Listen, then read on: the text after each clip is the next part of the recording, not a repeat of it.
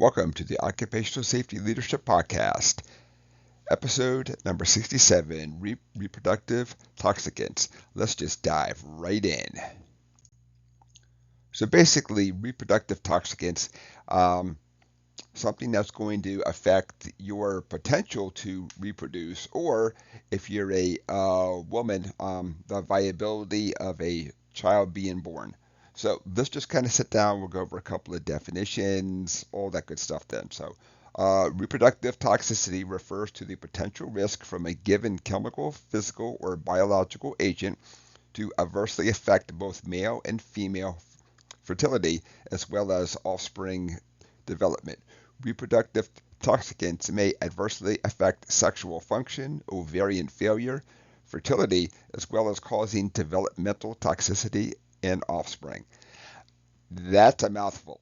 It's basically saying when you come in contact with these chemical, physical, or biological agents that you have the potential to have sexual side effects in. So um, there's going to be four categories of these toxicants then. So and just like a lot of the other podcasts that we've done, it's going to say classification and then your hazard statement and all that. But the fourth one does not have a number assigned to it, and it's called effects on or via lactation. Um, that's just a very broad general term. So it's one that's out there. It's a category and classification, but thus it does not have a number. And it makes it really hard when we sit down and we read these SDS sheets to sit there and say, because it's really super easy to say, I see a I see a number, I can look it up, I know exactly what this means, but when it doesn't have something associated with it, we have to dig in and do a little more data. Um, so let's look at the different categories that we have out there along with the hazard statements. Um, so the first one is going to be called a category 1A, known human reproductive toxicant. Hazard statement may damage fertility or the unborn child. The category 1B, presumed human reproductive toxicants, and again, that same exact hazard statement may damage fertility or the unborn child. Category 2, suspected human reproductive toxicants, and again, it has that same exact hazard statement, may damage fertility or the unborn child. Um, and we've already talked about the one that can be found, but does not have a number or a category. It can have effects via lactation. Let's go ahead and look at a couple of the common chemicals we can find out in the workplace. And you'll also see where the hazard statement, of course, is going to say may damage. Like all things, it doesn't mean that if you breathe this chemical 100%, you now have damage to your fertility or to the unborn child.